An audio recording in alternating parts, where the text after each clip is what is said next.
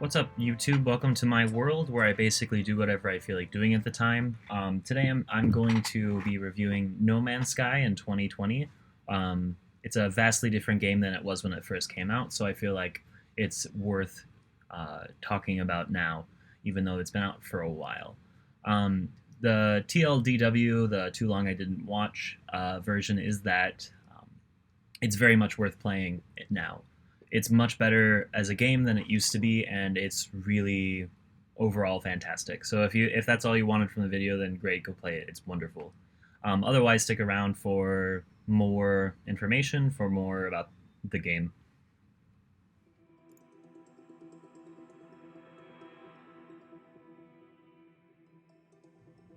No Man's Sky was released in 2016, and for those that don't know or weren't around at the time, it was released to a lot of controversy. The game was hyped to no end, and it was supposed to be just an amazing, groundbreaking game. The amount of general interest or just fervor for it was just insane. It wasn't quite as high as, say, Cyberpunk now is, but it was pretty close.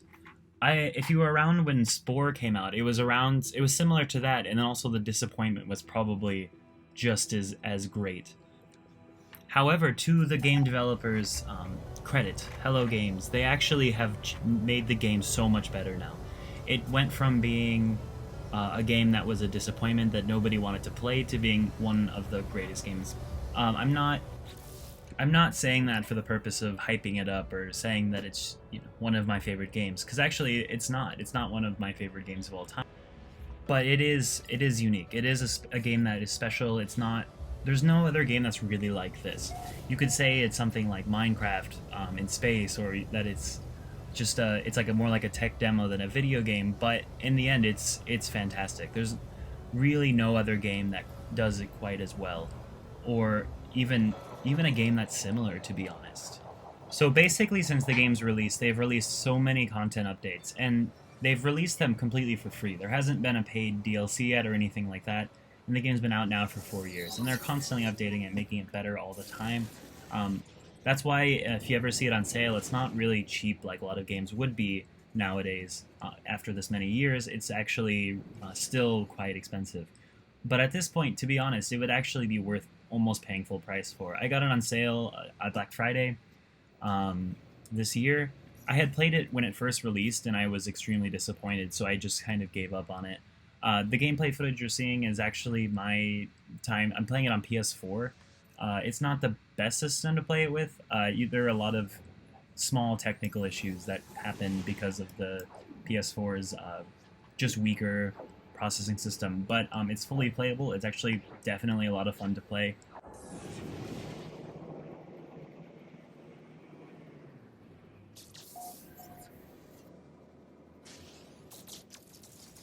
So speaking of gameplay, there's maybe two main parts to the gameplay in this game. Number one is the one you're seeing right now, which is when you are in the spaceship and you're kind of exploring the different worlds. In this mode, it's not really there's not too much happening. You have space fights that happen sometimes, and you're generally just exploring the universe. I think this part is one of the more fun parts of the game, but that's just because I like spaceships and things like that. I always have ever since Mass Effect. You can see my spaceship's pretty ugly. I've actually been trying to look for a new one, but this is the first. This is the only A-class ship that I can find that's not super expensive. And yeah, clearly I am quite new at the game still. I've only put maybe 30, 40 hours in at this point, if you don't include when I tried it initially. The other part of the gameplay, and possibly the most intensive, and the one you'll definitely be doing the most, is the running around in your spacesuit, trying to interact with aliens, trying to build your worlds wherever you may put yourself. There are basically, I think, infinite. I'm not sure exactly if they're infinite, but it's basically infinite amount of worlds that you can explore with all different kinds of environments. My first planet, and the one that I'm still building on, is a toxic planet, but one of the great things about this game is you can find any planet that you like and basically just start building on it. I've also started building on some other not quite as significant bases. I've started building more bases on other planets that I like in more flourishing planets, those kind of things. But I still feel like my home's my home. I haven't stopped building on that one just yet. And hey, the whole game is basically about exploring new worlds, so why don't we go ahead and explore a new world? Alright, I'm taking off in my spaceship. Let's go. And then, that planet, I've never seen it before. Let's scan it. Use the scanner, it tells me what kind of world it is. But I just want to show it off, so why don't we just go there? If you're wondering what those bright flashes of light are, it's actually some cruisers arriving. So I'm engaging the faster, the jump drive now, so I'm going towards the planet. Or sorry, the pulse engine, not the jump drive. So I'm approaching the planet, and I can see now that it's a planet of some kind. Alright, let's land and see what we find. One thing with this game that's probably my main annoyance is that sometimes it's really hard to land. I don't know why that is. It takes a while to fly around and just find places to land. I'm sure that with the procedurally generated planets, it's quite difficult to actually get the game to recognize that you can land in places. And I'm sure there's like objects under me, but still, sometimes it just takes too long, or I land in the wrong place, something like that. So yeah, this is a new planet. It looks quite nice.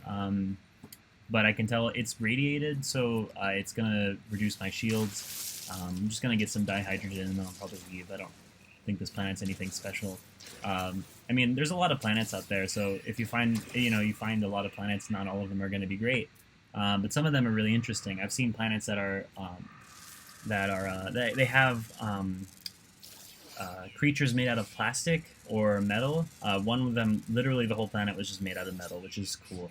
But those kind of planets don't happen very often. They usually happen if you use the special drive to get to the further off planets, the ones that are blue or red or green, which are special ones. So yeah, I'm just scanning the planet, getting some resources, trying to see some of the local life, but that's about it. I'll probably leave here in a minute or a few seconds. So like right now, just get out of here. So here's one of the really cool features. You have the galaxy map, which all of those little dots on this map you can actually go to. Those are different planets that are either explored or not explored. It's actually pretty rare that I find galaxies in systems that have been explored by other people. It does happen, especially if there's places of interest, like black holes, things like that. But for the most part, all of these stars are explorable, and most people have not seen these stars before. I mean, all of the stars are occupied. They have people there for the most part. Or animals or creatures, which is kind of unrealistic, but I mean it's more fun that way for sure. If it was more realistic, then we'd be going star to star to star and never actually see any life. So it's more interesting this way, of course. I think that's probably why they've made that choice. Alright, why don't we just go to that system right there. Alright, so now I'm warping there. Takes a little bit. This is basically just the loading screen. After it finishes loading, then I'll be there, hopefully. And yeah, now I'm there. I actually cut out the loading screen. It was about 1 minute. That's one of the big flaws, I would say, with the PS4 version. And one thing I'll talk about later is that it just takes forever to load things. And I guess that's probably true if you're on any older system or if your PC is a bit weaker. Maybe you couldn't afford the newest graphics cards, like none of us can, or if you can even find them, I guess. It doesn't not really about affording, unless you want to pay a scalper, but nobody really wants to do that. The game does have missions. I haven't seen that many really interesting ones, to be honest. Following the main story is pretty cool, but once you've done that, a lot of these missions are just go here, kill something, or find or scan something. That's about it. This mission I'm doing right now, it wants me to basically take a picture of the planet, which is just a screenshot on my PS4. So it's not really that interesting either. But let's go ahead and complete it to show you how that happens.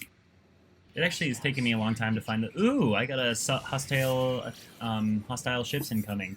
So you can see the space battles because I never accept their bribes. It might be different if you're on a different mode, but I'm on normal, and I never lose to anything here. So let me just show you how that's like. So basically you follow the red arrow on your screen. Yeah, it's kind of dizzying sometimes.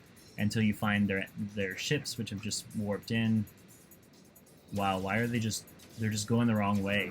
Stop going the wrong way! Alright, there we go. So, yeah, oh, good, I have some green backup. Sometimes that happens, I guess it's from the space station. Basically, you just have to shoot them until they're dead. If you accidentally shoot one of the green ships, though, they might people might get mad at you. You might lose some standing with an organization or so, but that's okay.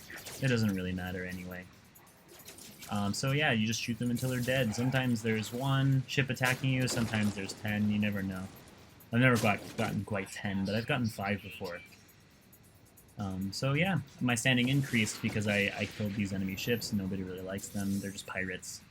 Alright, so now that I've done that, let's go to the planet. I'm not sure exactly which one it's supposed to be because it doesn't really tell me, but I think they said the weird one, and the fungal moon seems pretty weird. Oh, cool, I got an achievement. Destroying 80 starships. Awesome. Cool, so, oh look, it's the target planet, so I picked successfully. Isn't that great? Alright, let's land and take a picture or something. Now that I'm here, I'm honestly not sure how I'm supposed to take pictures. It took me a while to figure this out. I think, is it just, what do we do? Just, is there a button to press? Yeah, I eventually found it. It was just the screenshot button on PlayStation. So actually, that's basically the whole game's gameplay. There's a lot of stuff to do and discover. I don't want to spoil that for you. I haven't really shown you the building much because frankly, I'm not far enough in it to show off anything cool. I'm sure there's other YouTube videos that will show off that up much better than I can. But it's essentially a base building mini game, which is a lot of fun. It's not really what I've been invested in the most, but I'm sure it will be as I become more experienced with the game.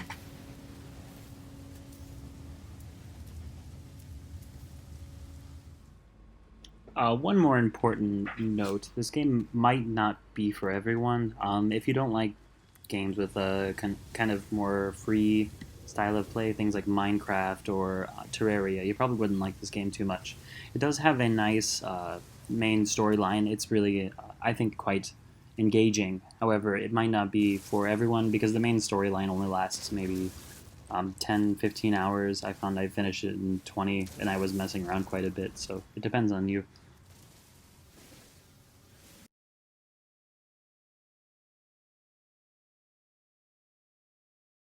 Most important thing, I guess, is do I recommend it? The answer is yes. It's a lot of fun. It's a great game.